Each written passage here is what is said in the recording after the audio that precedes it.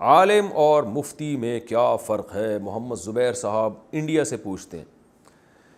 دیکھیں محمد زبیر صاحب، عالم کا مطلب ہوتا ہے جس نے پراپر علم حاصل کر لیا، قرآن کی تفسیر پڑھ لی، اس نے حدیث پڑھ لی، اس نے عربی گرامر پہ عبور حاصل ہو گیا، عربی ادب سیکھا اس نے، ٹھیک ہے نا، اسلامی قانون کو پڑھا اس نے۔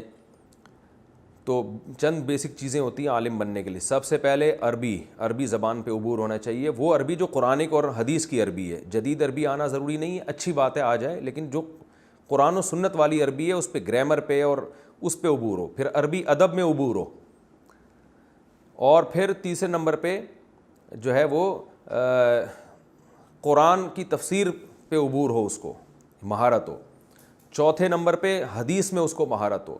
پانچویں نمبر پہ فقہا نے جو قرآن و حدیث سے مسائل نکالے ہیں وہ مسائل بھی اس نے پڑھے ہوئے ہوں، فقہ کی کتابیں پڑھی ہوئی ہوں، فقہا کے اختلافات کو جانتا ہو کہ اس مسئلے میں فلاں کا کیا قول ہے اور اس قول کی کیا دلیل ہے۔ یہ تمام چیزیں جب ایک خاص مقدار میں انسان حاصل کر لیتا ہے تو اس کو عالم کہا جاتا ہے۔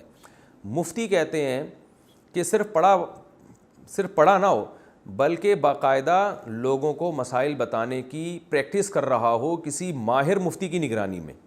اس کی مثال ہے میڈیکل سائنس میں، آپ دیکھیں ڈاکٹر جو ہیں وہ MBBS کر کے ڈاکٹر بن تو جاتے ہیں، لیکن 2 سال ہاؤس جاب کرنی پڑتی ہے، باقاعدہ ماہر ڈاکٹروں کی نگرانی میں ان کو پریکٹس کرنی پڑتی ہے۔ یعنی ایسا ہی نہیں ہے کہ بس یہ دوا کے بارے میں پڑھ لیا کہ یہ دوا اس بیماری کے لیے، یہ دوا اس بیماری کے لیے، یہ دوا یہ کام کرتی ہے، یہ دوا یہ کام کرتی ہے، اتنا کافی نہیں، باقاعدہ پیشنٹ کو عملی طور پر دیکھتے ہیں وہ، اور تجربے کرتے ہیں، اور تجربے اپنے ماہر ڈاکٹروں کی نگرانی میں کرتے ہیں۔ تو اسی طرح عالم جب انسان بن جاتا ہے تو پھر کچھ لوگ تخصص فی افتاء کرتے ہیں، یعنی افتاء میں PhD کہہ لیں آپ اس کو، فتوے کی لائن میں مہارت حاصل کرنے کے لیے باقاعدہ پریکٹس کرتے ہیں۔ پریکٹس کا مطلب کہ اب کتابوں سے نکل کے پریکٹیکل لائف میں آتے ہیں، لوگ جو مسائل ان سے پوچھ رہے ہیں وہ اس کو حل کرتے ہیں، ریسرچ کر کے قرآن و سنت اور جو فقہ کی کتابیں ہیں ان میں تحقیق کر کے غور کر کے ان مسائل کا جواب دیتے ہیں۔ تو وہ پریکٹس کر کے ان کو بہت زیادہ مہارت حاصل ہو جاتی ہے۔ تو یہ پریکٹس بڑے علماء کہتے ہیں کہ کم سے کم کسی ماہر مفتی کی نگرانی میں 10 سال پریکٹس کسی نے کی ہو، کم سے کم یہ مقدار ہے، اور صبح و شام یہ پریکٹس کرتا ہو۔ ایسا نہیں کہ 1 مہینے میں ایک فتویٰ حل کر لیا اس نے، باقاعدہ کسی ماہر مفتی کی نگرانی میں کم سے کم 10 سال پریکٹس کی ہو تو مفتی بن جائے گا وہ، بشرطے کہ اس کے دماغ میں یہ صلاحیت بھی ہے، اللہ نے اس کو یہ صلاحیت بھی دی ہے کہ وہ بال کی کھال اتارنا جانتا ہو، یعنی وہ دلائل کا تجزیہ کرنا، اور جو ہے نا فقہ الواقع کا مطلب ہوتا ہے کہ جو مسئلہ اس کے سامنے، جو صورت اس کے سامنے آئی ہے، تو فقہا کے کلام سے یہ نکالنا کہ یہ والی فقہا کی عبارت یا قرآن و حدیث کی یہ والی حدیث یا یہ قرآن کی آیت اس پر منطبق ہوتی بھی ہے کہ نہیں ہوتی ہے، اس میں اس کو اللہ نے صلاحیت دی ہو۔ اس لیے علماء کہتے ہیں بعض لوگ 25 سال کیا 50 سال بھی کسی ماہر مفتی کی نگرانی میں فتوے کا کام کریں پھر بھی وہ مفتی نہیں بنتے، اس لیے نہیں بنتے کہ ان کو اللہ نے یہ صلاحیت ہی نہیں دی ہے۔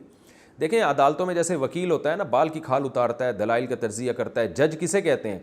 صرف پڑھ لکھنے سے آدمی جج نہیں بن جاتا، وہ ججمنٹ کرنا جانتا بھی ہو، اس کو اللہ نے کوئی صلاحیت دی ہو، ورنہ وہ مکھنچو قسم کا جج بنے گا، لوگوں کو بس صرف کتابیں دیکھ کے فیصلے کرتا رہے گا۔ وہ ججمنٹ کی ایک صلاحیت ہونی چاہیے۔ تو اسی طرح مفتی میں خداداد صلاحیت ہوتی ہے کہ وہ 10 سال کم از کم پریکٹس کرنے کے بعد اس کو یہ پتہ چل جاتا ہے کہ جب کسی نے مجھ سے یہ مسئلہ پوچھا ہے تو اس پر قرآن کی آیت، حدیث یا فقہا نے جو مسائل بیان کیے ہیں صدیوں پہلے، جس پر پوری امت کا اتفاق ہے، تو وہ مسائل میں سے، وہ جزیہ میں سے کون سا جزیہ اس کی اس حالت پر منطبق ہو رہا ہے، تاکہ میں وہ دلیل کے طور پر یہاں پیش کر سکوں۔ ورنہ کیا ہوگا کہ کہاں کی دلیل کدھر لگا دے گا، کدھر کی دلیل کدھر لگا دے گا۔ اس کی مثال ایسے ہے جیسے اینٹی بائیوٹک ڈاکٹر کھلاتے ہیں اور کہتے ہیں کہ بھئی یہ والی بیماری میں یہ والی اینٹی بائیوٹک، تو اب جو ماہر نہیں ہے، جس نے باقاعدہ پریکٹس نہیں کی یا اس کو صلاحیت ہی نہیں ہے، وہ کیا کر دے گا، اس مرض کی دوا ایک جرنلی ایک اصول دیکھ کر جس مریض کو نہیں کھلانی اس کو کھلا دے گا، یہ دیکھے گا نہیں کہ یہ اس کے لیے یہ ہے یا نہیں ہے۔ تو جو غلطی اناڑی ڈاکٹر کرتے ہیں وہی غلطی اناڑی مفتی بھی کرتے ہیں۔ تو خلاصہ کلام کا یہ نکلا کہ باقاعدہ پریکٹس کرتے ہوں فتویٰ لکھنے کی، جو مسائل ان کے پاس آتے ہیں ان میں تحقیق کر کے کسی ماہر مفتی کی نگرانی میں پریکٹس کرتے ہو، اور اللہ نے اس کو یہ صلاحیت بھی دی ہو کہ وہ جج کر سکتا ہو کہ کون سی دلیل کہاں فٹ کرنے کی ہے، کہاں منطبق کرنے کی ہے۔ تو جب یہ صلاحیت کسی میں پیدا ہوتی ہے تو پھر بڑے علماء اس کے بارے میں لوگوں کو بتا دیتے ہیں کہ یہ اپنے نام کے ساتھ مفتی لگا سکتا ہے اور اس کو فتویٰ دینے کی اجازت ہے. یہ باقاعدہ ریٹن فارم میں اپنی مہر کے ساتھ کسی کو فتویٰ دے سکتا ہے یا زبانی فتویٰ دے سکتا ہے, اس کی رائے کا باقاعدہ اعتبار کیا جائے گا. ہمارے ملک میں اس پر عمل نہیں ہو رہا ہے, پتھر اٹھاؤ نیچے سے مفتی نکلتا ہے. جو روحانی عامل ہے نا ٹوپی ڈرامے, وہ زیادہ تر مفتی بنے ہوئے ہیں, یہ نام کے ساتھ مفتی لگایا ہوا ہے. اور ایسے لوگ بھی ہیں جو بزنس کر رہے ہیں, جو فتوے کا کام ہی کبھی نہیں کیا انہوں نے, بس 1 سال کا کورس کیا, اس کے بعد وہ پولٹری فارم کھول کے بیٹھ گئے اور اپنے نام کے ساتھ موٹا موٹا مفتی لگایا ہوا انہوں نے. کوئی بھینسوں کا کاروبار کر رہے ہیں, نام کے ساتھ مفتی لگا ہوا ہے. تو مفتی کے پاس تو ٹائم ہی نہیں ہوتا بھائی.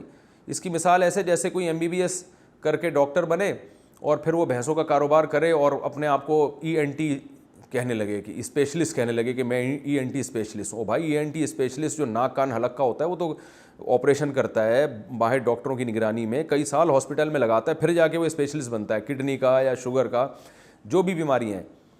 تو پھر وہ بے شک اسپیشلسٹ بننے کے بعد پھر بھلے بھینسوں کا کام بھی کر لے, پولٹری فارم کھول دے, ہمیں کوئی اعتراض نہیں ہے. لیکن ہمارے یہاں بعض لوگ کیا کرتے ہیں, تھوڑا سا علم حاصل کیا اور بس ایک مفتی کا لفظ ان کے نام کے ساتھ لگ گیا. کوئی بڑے عالم کی ان کے بارے میں گواہی نہیں ہوتی, کسی نے ان پر اعتماد نہیں کیا ہوتا, کوئی ان کے پیچھے ادارہ نہیں ہوتا, مفتی بن کے غلو و اضلو کا کام کر رہے ہوتے ہیں. اور اس سے بھی بڑھ کر یہ ہے کہ بعض لوگ ہوتے ہی نہیں ہیں, سرے سے عالم ہی نہیں ہوتے, وہ انجینئر ہوتے ہیں, وہ ڈاکٹر ہوتے ہیں, انہوں نے باقاعدہ علم دین حاصل نہیں کیا, وہ فتوے دے رہے ہیں لوگوں کو. تو کمال کی بات ہے کہ یہ تو قیامت کی علامات میں سے بہت بڑی علامت ہے کہ نبی صلی اللہ علیہ وسلم نے فرمایا قرب قیامت میں علماء آہستہ آہستہ کم ہوں گے, جو ماہر علماء ہیں, تو لوگ جاہلوں کو اپنا مقتدا اور رہبر بنا لیں گے. فافتوا بغیر علم, یہ جاہل لوگ علم کے بغیر فتویٰ دیں گے. فضلوا واضلوا, آپ صلی اللہ علیہ وسلم نے فرمایا کہ یہ خود بھی گمراہ ہوں گے, لوگوں کو بھی گمراہ کریں گے. تو انہی لوگوں کے بارے میں ہے کہ جنہوں نے سرے سے علم, وہ عالم بھی نہیں ہے چاہے جائے کہ وہ مفتی ہوں, لیکن لوگ ان سے فتویٰ لے رہے ہیں. کوئی ڈاکٹر ہے, کوئی انجینئر ہے, کوئی پروفیسر ہے, جس نے باقاعدہ پراپر طریقے سے نہ عربی ادب پڑھا. دیکھیں عالم بننے کے لیے 3 شرطیں تو عقل سے سمجھ میں آتی ہیں. سب سے پہلے عربی پر قدرت ہو اس کو, کیونکہ ہمارا سارا سلیبس قرآن و سنت عربی میں, اردو میں تھوڑی ہے, نہ انگلش میں ہے. تو عربی آنا ضروری ہے, قرآن و سنت والی عربی. تبھی عرب میں سارے عالم نہیں ہوتے, حالانکہ عربی تو سب جانتے ہیں, لیکن جو قدیم عربی گرامر کے ساتھ اور عربی بلاغت کی کتابیں پڑھی ہیں انہوں نے, وہ عالم بنتے ہیں. ورنہ ہر سعودی عرب میں آدمی کہہ سکتا ہے مجھے حدیث کا ترجمہ آتا ہے, وہ بھائی ٹھیک ہے, وہ آپ کو وہ والی عربی پوری مہارت نہیں ہے آپ کو جو قدیم عربی تھی, تو اس لیے آپ کو کوئی بھی عالم نہیں کہتا. تو پہلی شرط عربی گرامر پہ بھرپور عبور ہونا چاہیے اس کو. دوسری بات یعنی گرامر سے مراد صرف اور نحو کے قواعد, اور عربی بلاغت جانتا ہو, عربی ادب کی کتابیں پڑھی ہوئی اس نے, تاکہ قرآن و سنت کی اصل جو زبان ہے اس پر اس کو بھرپور عبور ہو. دوسری بات یہ کہ قرآن کی تفسیر باقاعدہ معتبر علماء سے اس نے پڑھی ہو اور تفسیر کی کتابوں میں اس کو مہارت ہو. پھر حدیثیں اس نے پڑھی ہوں, ان کی سندوں کی بحث بہت حد تک جانتا ہو, یا کم از کم کتابوں سے تحقیق کر کے نکال سکتا ہو.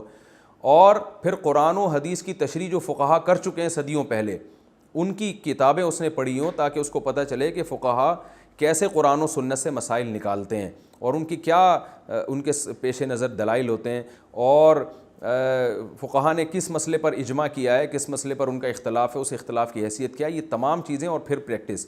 اس کے بعد جا کے انسان اس قابل بنتا ہے. تو بہت سے لوگ اس کی اکائی سے بھی واقف نہیں ہوتے. اردو کتابیں انہوں نے پڑھ لی, کوئی ترجمہ پڑھ لیا وہاں سے, کچھ وہاں سے دیکھ لیا, اور جناب کیونکہ عوام بھی بالکل بیچاری فارغ ہے, اس کے پاس علم ہی نہیں ہوتا, تو وہ انہی جاہلوں کو اپنا امام بنا لیتی ہے. وہ سمجھتے ہیں بڑے پڑھے لکھے ہیں, حالانکہ وہ ترجمے تک انہوں نے غلط کیے ہوئے ہوتے ہیں.